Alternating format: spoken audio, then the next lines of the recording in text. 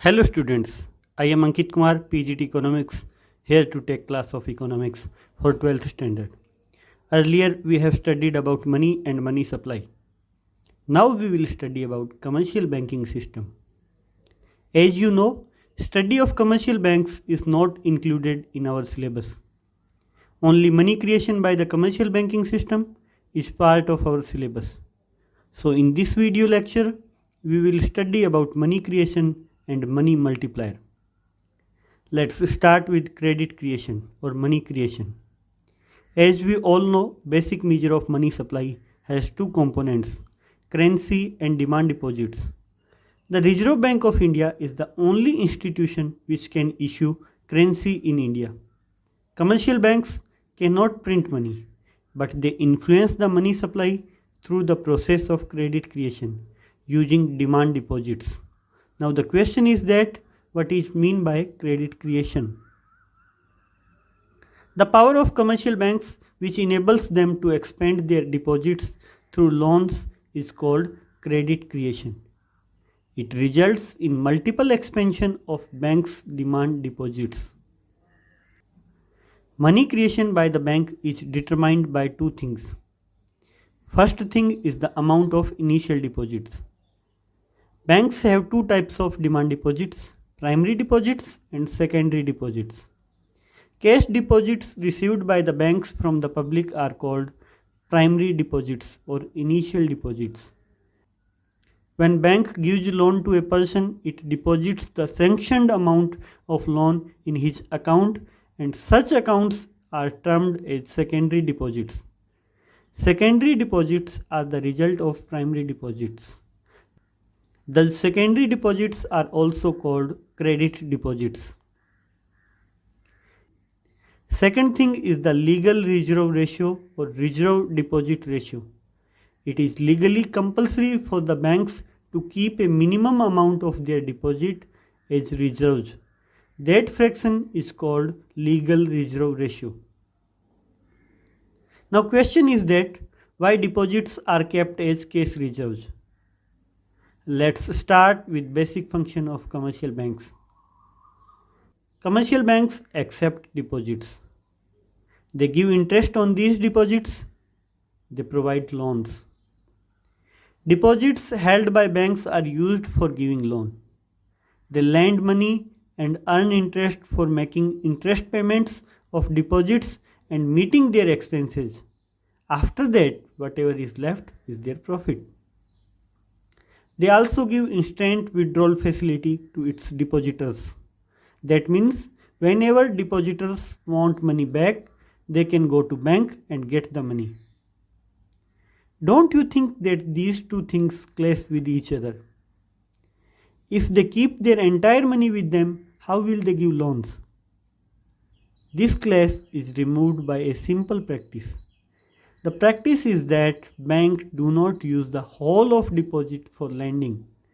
They keep a certain fraction of their deposits as reserves. This fraction is called the reserve deposit ratio or legal reserve ratio. Why only fraction of deposits is kept as cash reserves? Because banks know two things by his experience. Number one, all the depositors do not approach the banks for withdrawal of money at the same time. Number two, there is a constant flow of new deposits into the banks.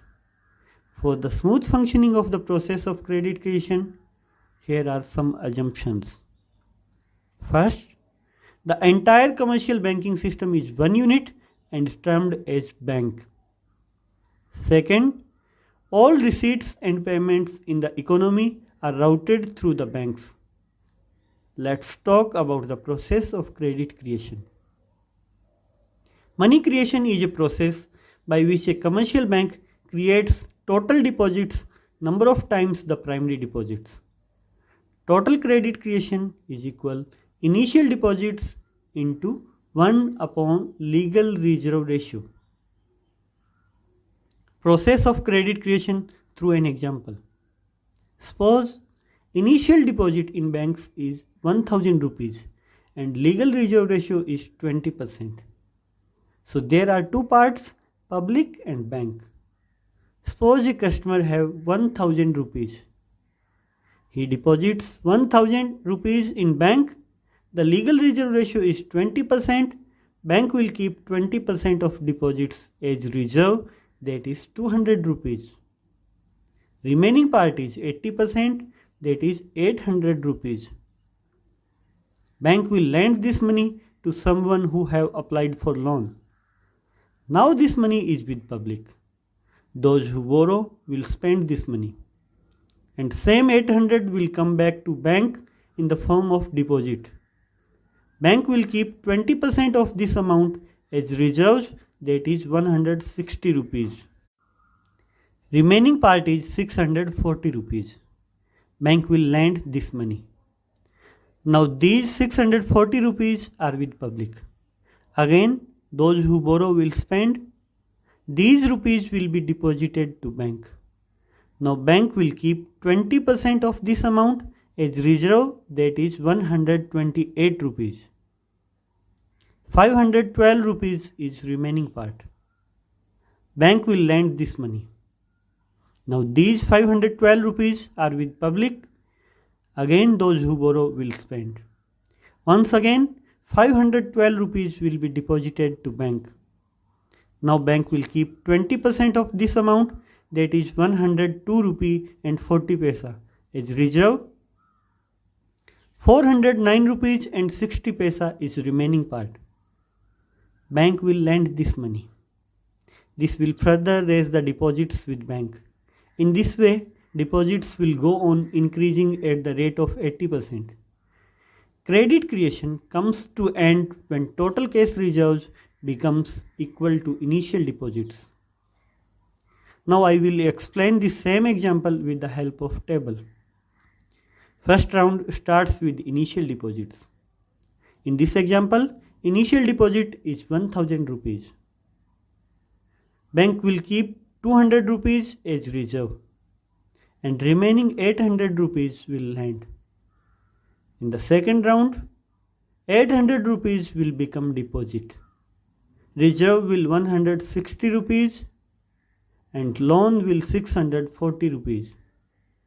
In third round, deposit will 640 rupees, reserve will 128 rupees and loan will 512 rupees. In fourth round, these 512 rupees will become deposit and its 20%, 102 rupee and 40 paisa will reserve and rest 409 rupees 60 paisa will loan. The process will come to end when total reserve will become equal to the initial deposit. In our example, it is 1000 rupees. At every stage, reserves are 20% and loans are 80%. Now total reserves are 1000 rupees, so total loans will 4000 rupees. Total credit creation will be 5000 rupees. Total credit creation is equal to initial deposit into 1 upon LRR, that is 1000 into 1 upon 20% equal to 1000 into 1 upon 0.2 equal to 1000 into 5 equal to 5000 rupees. Let's talk about money multiplier.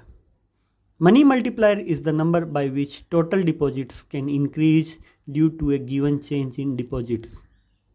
Money multiplier is equal 1 upon legal reserve ratio. We can say that credit creation is equal initial deposit into money multiplier. Role of money multiplier in determining credit creation. The credit creation depends on money multiplier. There is direct relationship between money multiplier and credit creation. Lower the money multiplier, lesser will be credit creation, and higher the multiplier, more will be credit creation. Example of direct relationship between money multiplier and credit creation.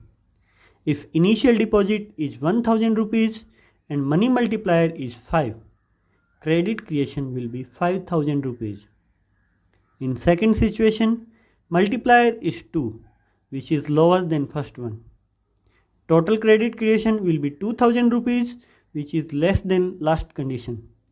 Thus, any decrease in multiplier will decrease the credit creation. Role of legal reserve ratio in determining credit creation. Credit creation is inversely related to the legal reserve ratio. Higher the legal reserve ratio, lesser will be credit creation and vice versa. Example of inverse relationship between legal reserve ratio and credit creation. If initial deposit is 1000 rupees and legal reserve ratio is 20%, the credit creation will be 5000 rupees. If legal reserve ratio increases to 50%, the credit creation will be 2000 rupees, which is less than the last situation. Thus, any increase in legal reserve ratio will decrease the credit creation power of banking system. Now we will conclude the process of credit creation in short.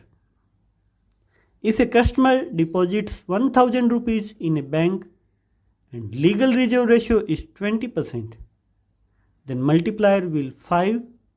In this situation, the bank will create a deposit of 5000 rupees using its power of credit creation. That's all. Thank you.